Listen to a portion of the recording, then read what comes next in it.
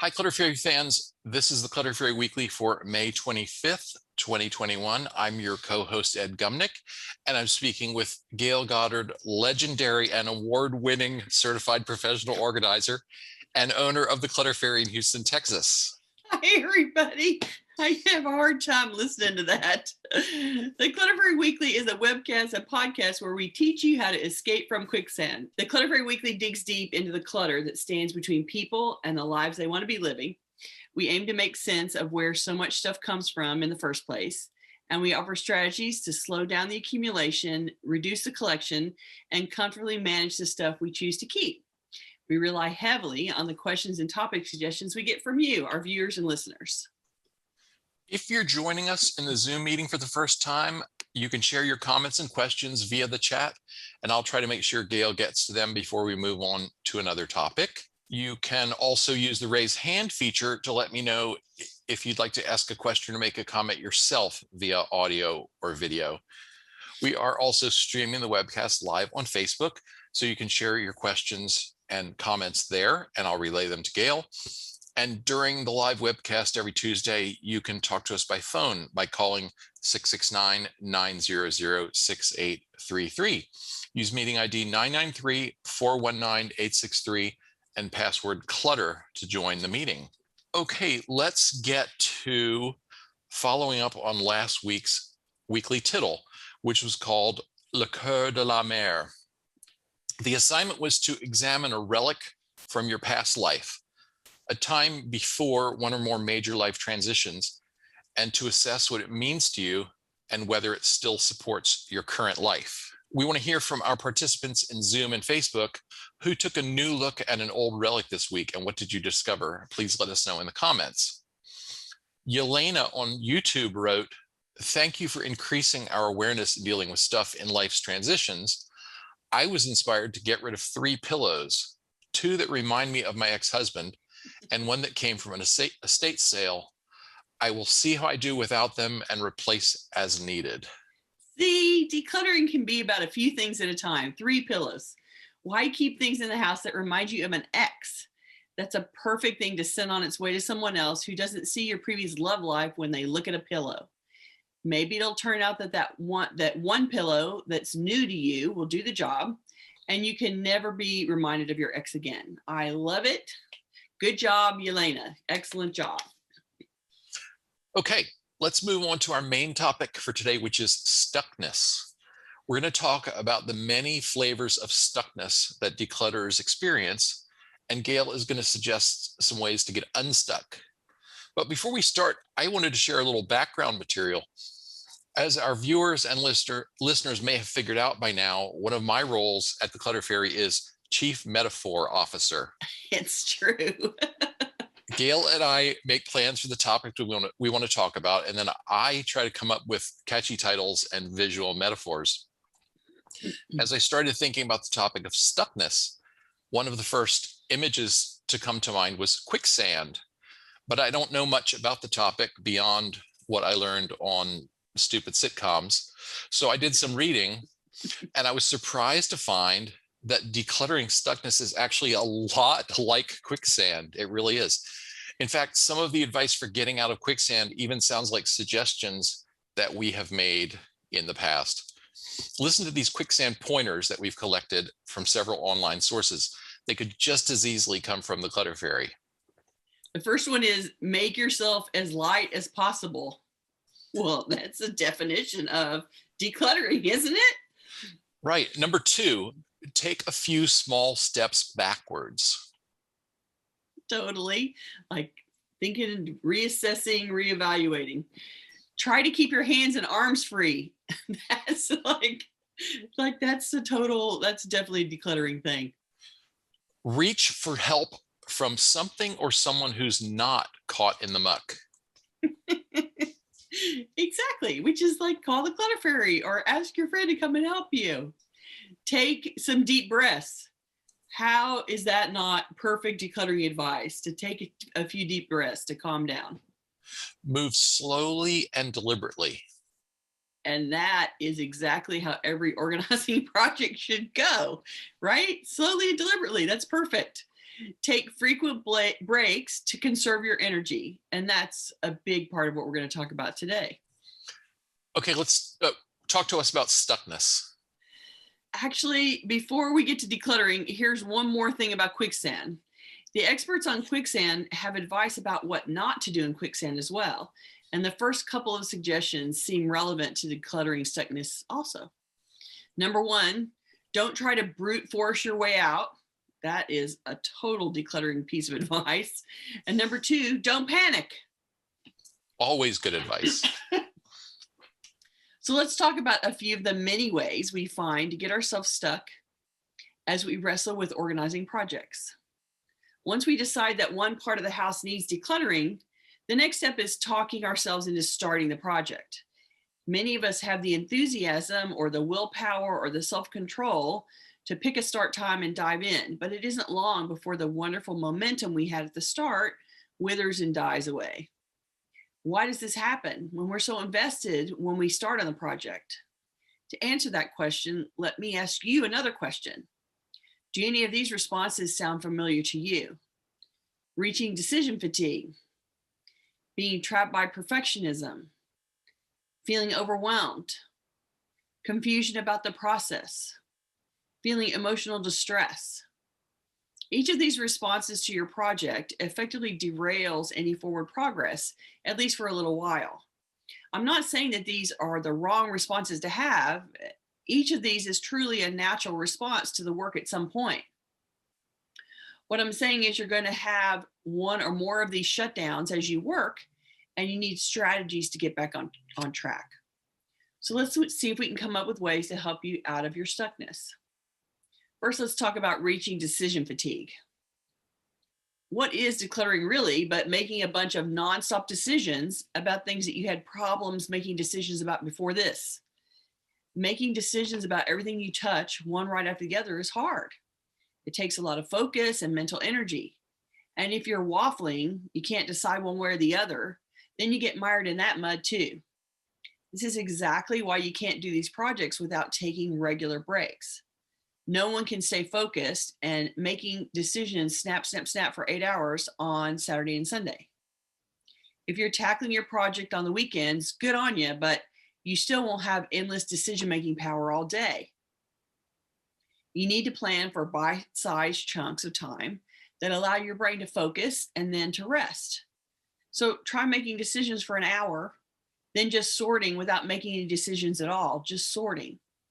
Or make decluttering decisions for 45 minutes and then go put on a load of laundry that requires no thought. If you have the discipline, you can rest or meditate or read for 20 minutes before you get back to it. In the world of anything counts, if you can declutter for some amount of time and then take a break, you're helping yourself stay productive by letting your brain rest so it can keep working. No break means decision fatigue sets in and you grind to a halt anyway, because you should have taken that break. Excuse me. And the companion to decision fatigue is perfectionism. Do you get too invested in whether decisions you're making are the exact right ones? Or do you resist starting on a project that you might not be able to complete in every perfect detail in the time available? You might be suffering from what we call crippling perfectionism.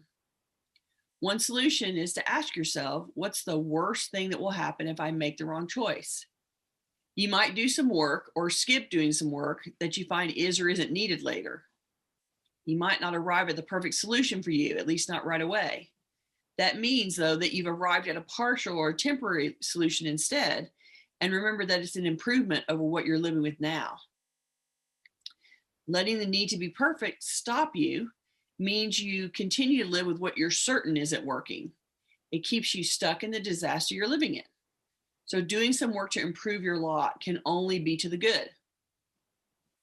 Maybe you take a winding road to get where you want, but you're always trying to make it better for yourself, and progress in increments is still improvement in how you're living. Try it somewhere small. If you're worried about trying to do the whole project this way, try somewhere small and make changes and live without the perfect solution, but live with an improved situation and see if it doesn't feel better despite not being perfect. Another stuck problem is feeling overwhelmed. Many of us dive in, or better yet, we go to the place to be decluttered, look around, feel completely overwhelmed about what to do, and just walk away. You're seeing the whole huge problem in all of its many facets and trying to address all the steps simultaneously in your head. That's a recipe to shut down for sure. Better to stop and look for one thing to do that will help improve the mess. Can you pick out trash only? Can you see a few things to donate and take them to be donated? Can you take one box out of the space and process the contents?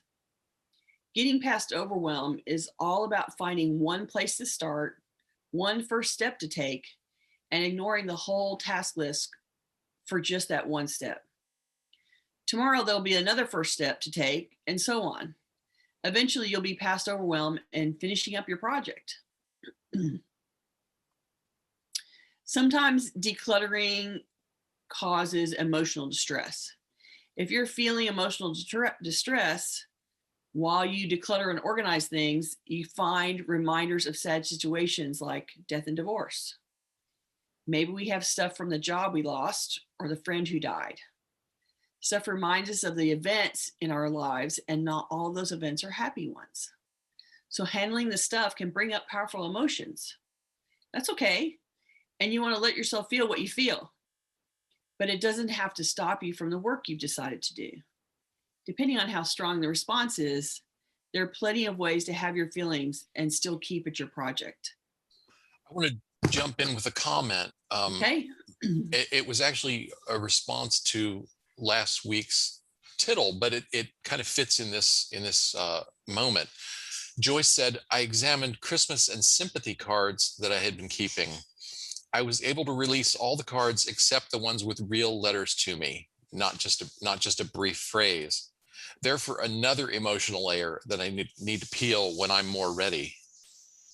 And I'm sure that letting go of all the ones that say love mom and dad or love fill in the blank friend, that really reduced the population. And so you have a much smaller collection to manage than you did when you started. And so great way of getting rid of the relatively easy parts. Great job.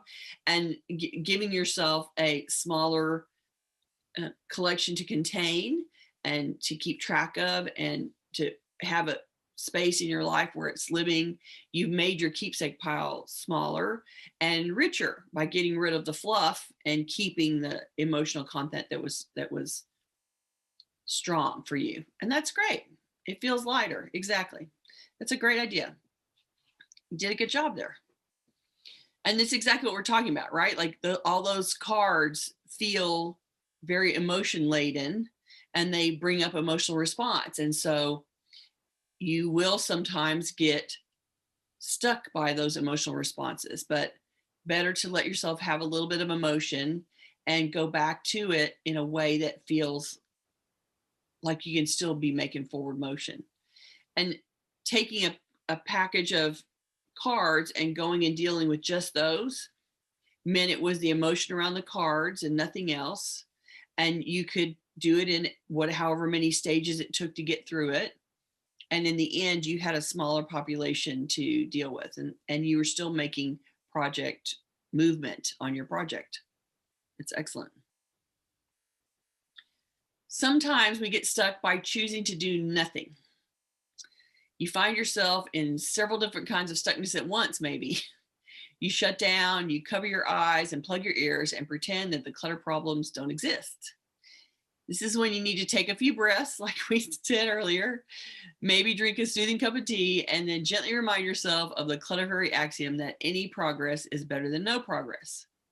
Do one task, no matter how small, dispose of a single piece of trash, shred one piece of paper, etc. Something is better than nothing, and doing something, no matter how small, has a higher probability of getting you in gear than doing nothing. Just saying. Sometimes we lose perspective as we're working on our projects, and that loss of perspective gets us stuck. It's easy to get lost in the weeds, to lose sight of what you're trying to accomplish when you're deep in the minutia of a big long-term organizing project. This is where checklists, lists of tasks that you've completed, before and after photos, and accountability partners come into play. Remember that we always tend to overestimate what we can accomplish in the short term, and that overestimation helps burn us out and shut us down. And we underestimate what we can get done with consistent action over a long time frame. If you find yourself lost, just trying to keep moving with, here's a photo of what it looked like before, and this is where I am now, and it looks so much better. Here's the list of tasks that I've completed, and isn't that's worth recognizing and acknowledging in this moment while I'm feeling lost? And now maybe I can keep moving forward. Connie says, I tell myself, okay, what can I do for 10 minutes that will make an improvement to this place? And Zoe mentioned the Pomodoro Method, which we've talked about before, that the setting a fixed time with a timer to give something your full focus, then have a timed break, then get back to the project.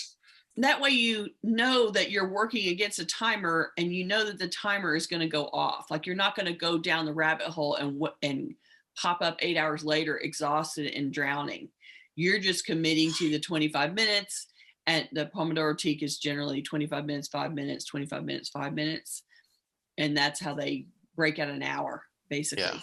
Yeah. And that works so well for me. And when I'm, even outside of the realm of decluttering, like if I'm working on a project that is intimidating, or I can't think of how to get into it, they're challenges to a design project, I just set a timer and do something for 25 minutes. I can endure anything for 25 minutes. And frankly, it's sort of like even if 25 minutes, you're doing something that ends up being the wrong thing or not quite it, doing what doesn't work is just as clarifying as doing what does work. And so if you're stuck and you spend 25 minutes working on what ends up not being the right solution, you've still let your brain focus on the problem, and you've tried something that doesn't work, and it helps you see what might work better. And so it functions as a clarity process, even if you spend 25 minutes on something that you ultimately discard or don't use, or a path not taken or whatever. It still helps you see where you need to go instead. And that is just as valuable in moving the project forward. We don't always, like Ed was saying, you don't always know exactly what all the steps are going to be to get you there. And sometimes the path is a little bit like the Roomba that rolls across the floor and then hits a wall and pauses and pivots 9 degrees and goes another direction. Like, you're going to do that a little bit as you go through the process. You're going to be that Roomba. The room still gets vacuumed. And in the end, even though the Roomba has hit the wall and spun around and hit the wall and spun around and hit the wall and spun around a few times, or maybe a million times, ultimately the whole floor gets vacuumed. And so that process works for you. And it's still motion. And even if the motion isn't 100% exactly the right path to take, you're still getting clarity about what the better path would be. And it's worth the effort. It's not wasted time, is what I'm saying. It's just not wasting time. Yeah, it's helping you get clear. You're not moving backwards. Yeah. You may be moving at right angles to where you ultimately want to go, but as long as you're not moving backwards. Right? It's Bernadette shared, I picked up a helpful hint to take some of the emotions out of decluttering, which is to accept the limits of your containers as an absolute limit on how much stuff you have. If your mug cabinet is full, you shouldn't overflow to another cabinet. You should get rid of some mugs, as an example. Zoe added, Gayle has given similar advice, getting a storage unit. If you need a storage unit, maybe you have too much stuff. Right? If the storage unit seems like the solution, you should pause and think again. Consider that the Roomba hitting the wall and pivot 90 degrees and think of something else, right? And Leela added, as the years go by and you get used to having less clutter, you may be able to reduce the size of your containers.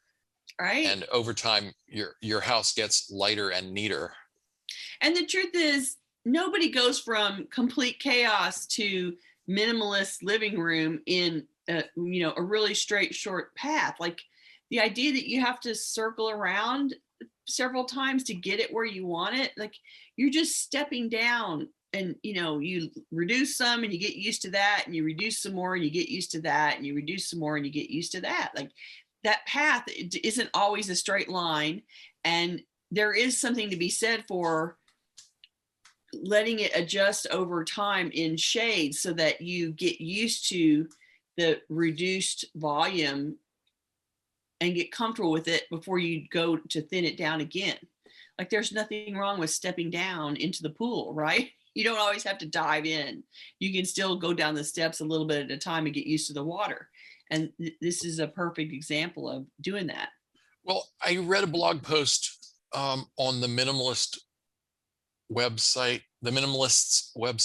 about the process by which one of those guys, I forget which one, packed everything up. He did his packing party approach, packed everything he owned, and then over the next several weeks unpacked anything that he needed. Mm-hmm. I think he did this for 3 weeks or something like that. And then at the end of 3 weeks, he got rid of anything he hadn't unpacked. And see, that to me is that's like ripping the Band-Aid off. Yeah. And I read that and I thought, well, that's going to be a huge shock to the system. Mm-hmm. And that only works if you're prepared for a fairly substantial change to your lifestyle. Mm-hmm. And I think it also sort of doesn't honor the emotional work that you might need to do. Mm-hmm. To ease yourself out of some of the things. And, if that process works for you, great. And don't feel bad if it doesn't work for you. If that's too fast or too much at once, then, you can do something other than boxing everything you own up and seeing what you have to take out. That's just a shorter, faster path. And I think it probably works better for younger people who don't own as much. And it's easier to get rid of things that way. But don't quote me on that. Well, and the standard of did I need it in the last 3 weeks that's a pretty limiting one. And like I said, if somebody wants to get down to that level of minimalist and have that, make that drastic of a change, great. And if that's not your path, don't stress about it. You can do something slower and easier. You can be the Roomba and adjust in 90-degree increments all around the living room, right? Agatha says, I love the Pomodoro Method. And if you have really strong procrastination, set it for 5 minutes. Doing the 5 minutes will build your confidence. Try it and test to see if it works for you. And Anita said, the container method was used on an old show called Clean House. I think we've talked about that one. Yeah. Frequently used to cut down shoe collections and with a time limit. For example, you have 5 minutes to pick 10 pairs of shoes, which is all that will fit in your shoe rack. Your favorite 10. Watched some women nearly swoon doing that one. But right. I think the underlying principle there is constraints are helpful. Right. Time limits and container space limits. They help you make that priority judgment about here's these things, which one is better than the other. It isn't that you're just going to keep adding and finding more space. It's that you're going to say, my shoes have to fit here. And if I want to add these new shoes, I have to surrender another pair of shoes. And so it forces you to keep making priority judgments as you go along. And that means that you can fit in the space that you designate. And it means that you don't save all your decisions till you start decluttering. It means that you're making decisions as part of the maintenance process. I bought a new pair of shoes. They fit in the container. I got to let another pair go. And then you make the decisions shorter and more often instead of as one big decluttering process. Rowan says the boxing up method is a great way to experience what it is to have a simpler material life. That way you can see what it will be like to have a decluttered house. That's a good point. It works. It may work better as a thought experiment, then as a radical and revolutionary way to reform your life overnight. Right. But it is, it is a way to safely remove the object from your view and use without actually giving it up yet. It's like a test run of, if I gave all this stuff away, this is what it would be like. And do I like this better, or am I sorry about that? And it's sort of you're talking about a bigger version of putting the box in the garage and taking things to be donated and putting them in the box in the garage, waiting to see if you go back and get them in the next week. And so you can do that for a whole room and say, I'm going to take all this stuff and put it all away, and I'm going to go stack those boxes in the corner, and then I'm going to see how I feel about this space and the lack of objects in it over the next month. And how do I feel about it? And how much of that stuff do I think about? And how much do I go say, oh, I shouldn't have given that away, and go get it back out of the box? I think it's a great experiment with surrendering without true consequences yet. It could also be a practical approach to a limited area, like you're brimming over craft room.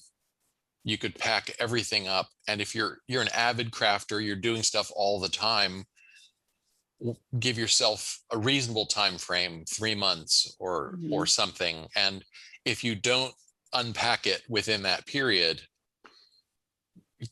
take a hard look at donating it or giving it away to someone else who does the same craft. Some portion of it, shrinking it down, yeah.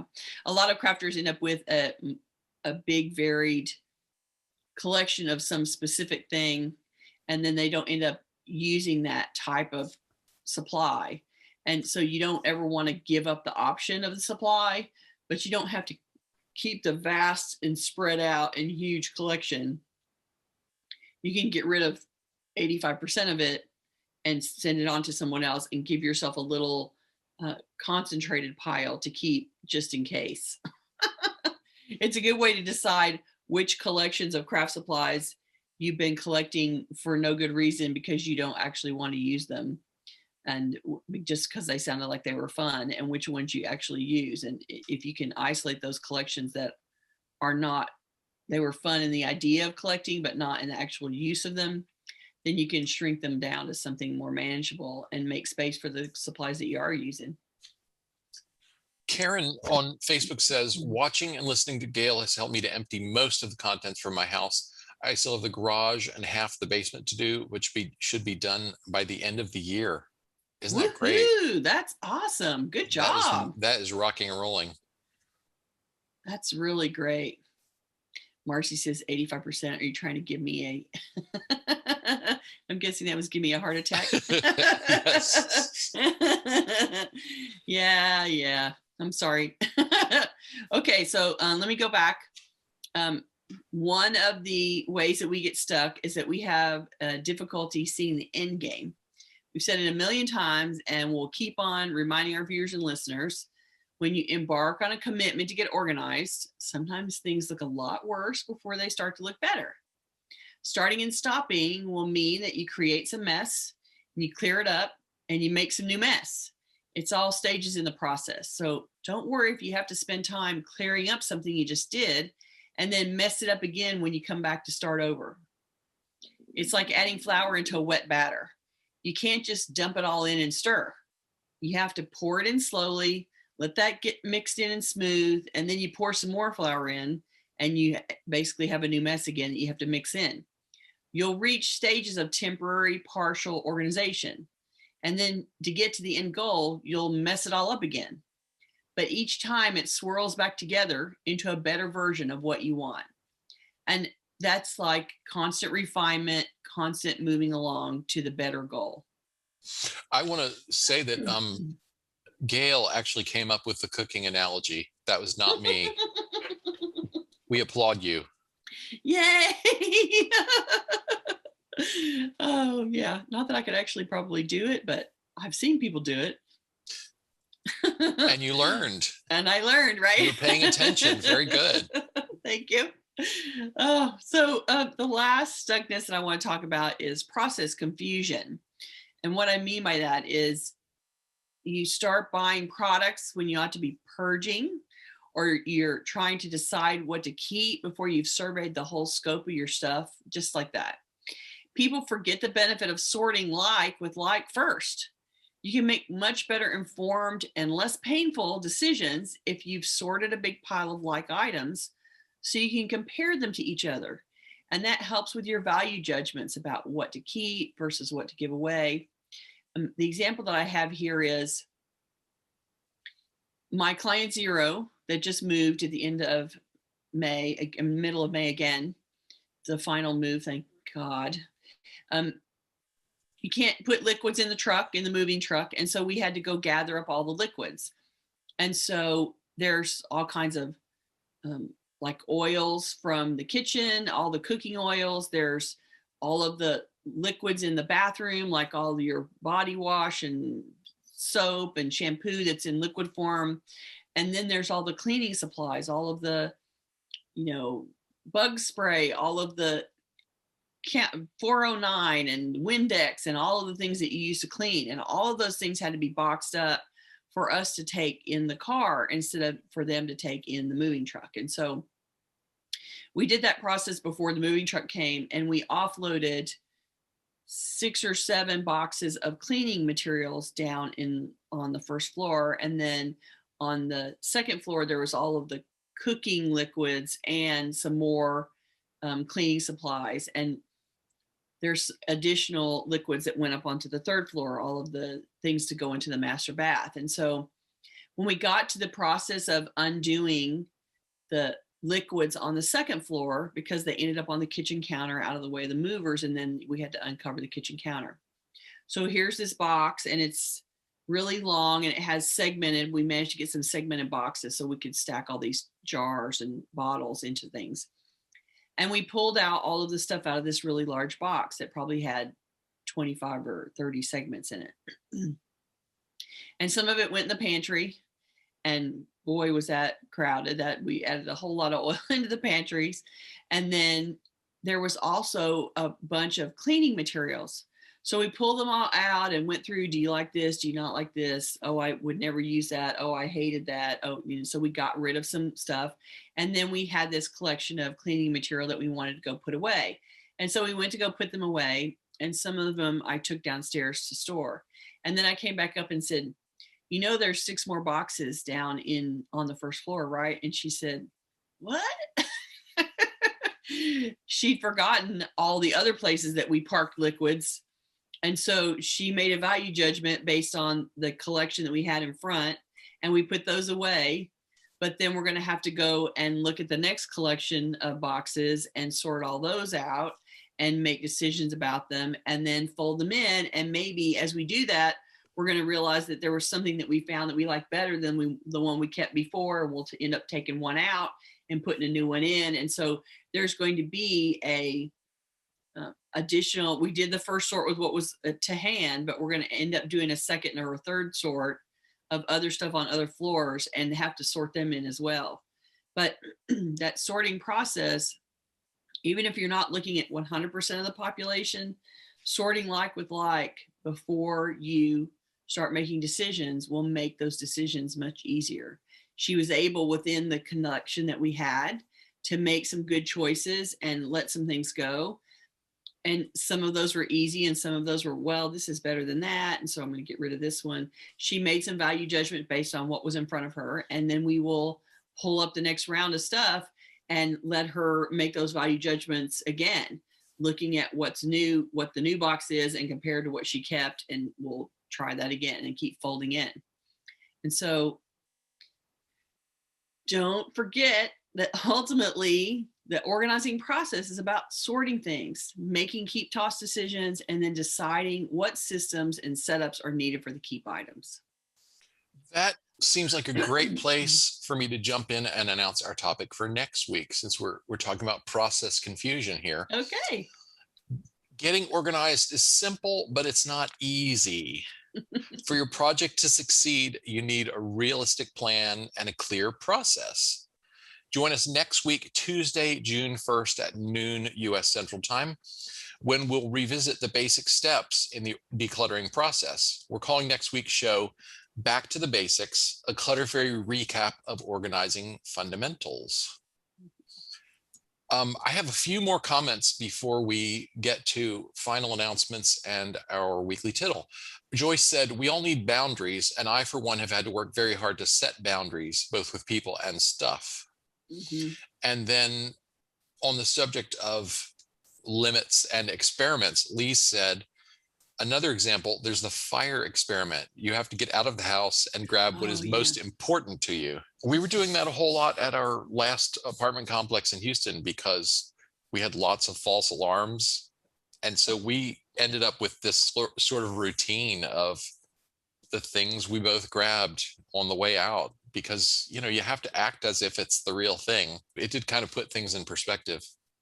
Like, what am I going to grab if the house is burning down? Yeah. The dog, the laptop. What comes first? Yeah, and I think it makes a big difference about if you imagine losing everything, what would you cry the hardest about? And that's the stuff that definitely has to stay. And other stuff, if it burned down in the fire, you wouldn't even remember that it was there. Rowan says, in my new space, we are trying out living without a dish drainer. I just wash and dry and put away or put things in the dishwasher. That's good. And that's basically forcing you to maintain, right? It's making you say, I can't just wash the dishes and sit them over there and stop. I have to wash and dry and put away. And so it's forcing you to do your maintenance routine. And then you have a clear counter all the time and a clean sink. And isn't that awesome? Good job. Let us know how it goes. And then Lorraine said, I have too much stuff in my craft room. So much so. Not a shocker. So much so that I can't craft. It has been that way for years now. Now I don't know what crafts I still want to do. So I don't know what to get rid of. That happens to crafters a lot. Actually, Lorraine, it's not unusual that you, in the gathering process, you sort of gather yourself out of the room, and then you are overwhelmed by your own collection, and you can't, it's like a whole store's worth, and then you can't even get in there to craft. And that's not fun. Like, I know that that's a big part of your personality. Like, you like being a crafty chick and you like doing that kind of work. And I've known you for years, and I know that that's something that has always been important to you. And it's sad to me that you don't feel like you can craft. That's awful. And I don't want you to then stretch out into a bunch of other rooms to try to keep going. And reclaiming a craft room can be a massive job. It really can. But this is a perfect place where you can't use a craft room anyway. So no matter what you do in there, it won't stop something you're already doing. And so starting to sort that room, sort, will leave you with a bunch of piles on the floor or a bunch of containers full of various types of crafts sorted together.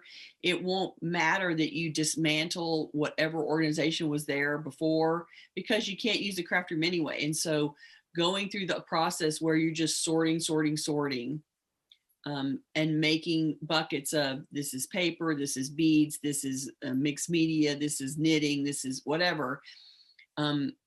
Yes, there's no floor, I know. but that's part of the process, right? You're just going to take the mess and shuffle the mess around as you start to sort. And so if you can't even see the floor, that's where you start. And putting time into that process of, clearly you can't do a craft room like that in a weekend. It's going to take many, many hours. And so you just say, okay, I'm doing 2 hours today, and I'll do 2 hours next week, or I'll do an hour every night, or I'll do 30 minutes every night, or whatever. Just sorting a little bit and making a little bit of forward progress. Eventually you'll get everything sort of sorted, and then you can kind of talk about, which of these piles do I care about? Which of these piles can I shrink so I can keep the possibility, but I don't have to keep all of it?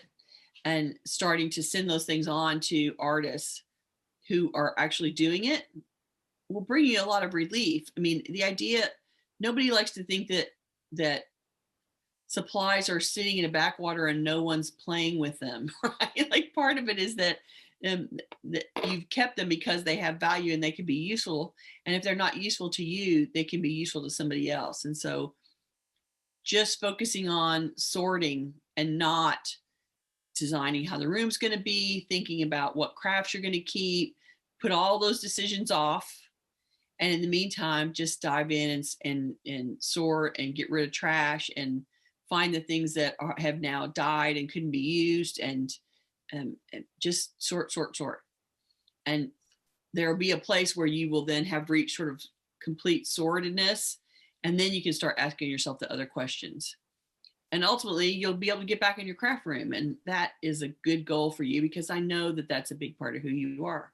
We're probably about due for another whole show about craft rooms. Ooh. Do you think? I always love to do that. There are quite a few more comments that's about craft rooms, and that's one of the reasons I said that. But there's a great comment from Bernadette I wanted to share and get your thoughts on it, because it's a little bit different. I can't easily imagine how things could be different. I always have to physically move objects, unpack everything, put it somewhere new. My mind refuses to purge items otherwise. Well, and if you can't imagine it without seeing it moving around, that's not a problem. Like, do it the way that it works for you. If you're thinking that it's a problem because it adds steps or it's not as a direct a path, so what? We don't care. If you just want to be moving, right? And you just want to be shifting it around until you arrive at some place that feels good to you. And if you truly think that you do a certain amount of work and then you just have no vision for what the ultimate solution would be, then that's a good place to ask for support, ask for advice, ask for ideas from outside of yourself. We don't all have all the answers to all things, right? And so if you do a whole bunch of sorting and moving around and you get rid of everything that you've been able to get rid of, and then you feel like, okay, I have now reached the limit of my skill set, that's great. And call somebody in to help. This is a perfect place to say, I need fresh ideas. I need good solutions. I need someone else to chime in here. And maybe it's just that you need to have a conversation with somebody about your stuff in particular and your space in particular. And that will help spark some new ideas and some new visions, or someone else will have some visions and ideas that you can accept and be comfortable with. And so, don't give yourself a hard time if it's not a very straight path. And if you don't actually feel like you have a solution, if there's a place where you feel like you're missing the skill or the process to move forward, then that's the place to ask for help. So do as much as you can do, and do as much as you feel like you can do without additional information, and then bring somebody in and let them help. Do you ever do sketches for clients? I remember you doing that with a commercial client, coming up with a sort of a floor plan. What I thought the layout should be. What you thought might work for them. Yeah. I mean, because I stand in the room and go, oh, based on what you've got here and here, I would move this. And it all starts to shuffle in my head about how I think it should be laid out. But if, I could draw that out for somebody without any problem, just to give you a little plan to follow. Yeah. Well, and I wonder too, whether that might help Bernadette too, just to try that exercise, if that's in her skill set, just to, cut out little figures of the main things you're trying to make room for and put them on graph paper. Yeah. Do that space planning a little bit. Mm-hmm. That doesn't, you can't really do that with things that have to get hidden away inside other things. But if you're trying to figure out how to make the big elements fit, that might help. Right. And lots of people like that. They like the visual representation, even if it's a little 2D, little cutout piece of paper, where they can just, without having to actually move the furniture around, right, they can move the places around and see how they like it. And if you draw on the piece of paper the room to scale and make the furniture also to scale, then you can move them around and see what will that actually fit. If you're not good with spatial relations and you wonder whether if you put this and this next to each other, will it really fit? You can test that out on paper to get some idea about whether it will or not. Okay, so here's a question question for you. Oh, okay. A little bit personal. Lorraine asks, Gayle, do you have a completely decluttered house? It is not completely decluttered. It has small projects that need attention. That's what's happening for me. And I have things like, I have two closets because in master bedroom, and I have two closets. And so one I have for clothes and one I have for storage. And so, because it should have been, husband and wife. So I use the husband's closet to store some things. So there's probably some things in there that I could get rid of now. And it's a project that's sitting in the back of my mind. Like I need to go through that closet. Another one is I have a collection sitting right here of photos. When my little sister helped load the truck from my mother's house to ship things to Texas, she slipped a bunch of boxes of photos on the truck without telling me. She's like, I'll just let Gayle deal with that. So she shipped me a huge collection of long, thin plastic boxes that had mother's photographs in it. And that project is one that I will work on it for a little bit, and I get rid of a bunch of photos, and then I go away for several months. And then I go back and I pull out some more photos and get rid of a whole bunch and then go away for several months. And so I simultaneously find it relieving to shrink the population and distressing to look through the photos of mother's vacations. And so I just keep chipping away at it, and eventually I'll have the photos down to a reasonable amount. But you have to flip through all the photos, and there's a lot here. And so I can't sit down for endless hours at a time and flip through individual photographs. And so I do it for an hour, or I do it for 2 hours. And then I'm like, oh God, I feel awful. And then I stop. And so it's smaller than when she sent it to me, but it's not done. So that is a declutter project that's here waiting for me too. I have that kind of stuff.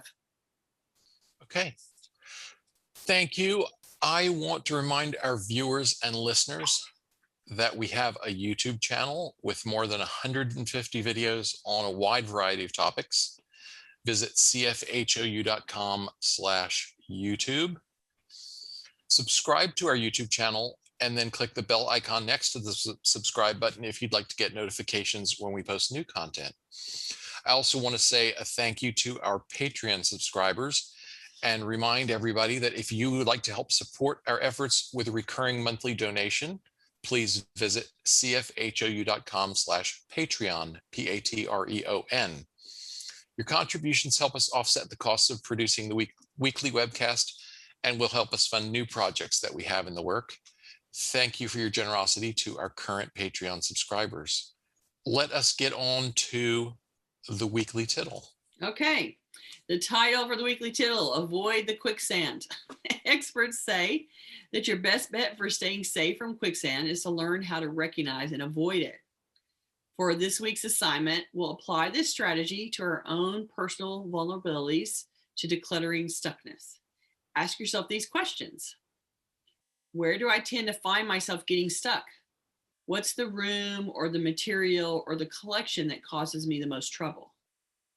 What feelings do I experience as I confront my decluttering quicksand? What small change could I make to bring a fresh perspective to this particular area or stuff? And what technique could I try that would allow me to make a little bit of forward motion even though I feel stuck? See if you can try some of the things we talked about today. Make a little bit of forward motion. Do it differently than you've been doing it. How can that be bad? If you try something and you don't like it, that's okay. You're still making forward progress just by trying to break being stuck. And so try a few of the techniques and see how they work. And let us know if you get yourself out of being stuck. Okay. If you're watching this on YouTube, we would love for you to join us live. To get notifications about upcoming events, we invite you to join the meetup group by visiting cfhou.com/meetup.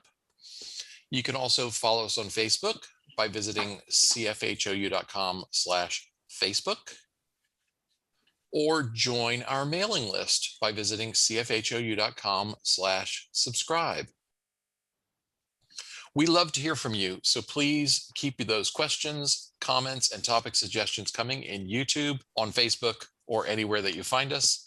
And you can always reach us through our website at clutterfairyhouston.com. We are so glad that you came to listen to us today. I hope it was helpful, and we will wait with bated breath to see how you are able to get unstuck this week, and we'll see you next week. Bye-bye. Bye.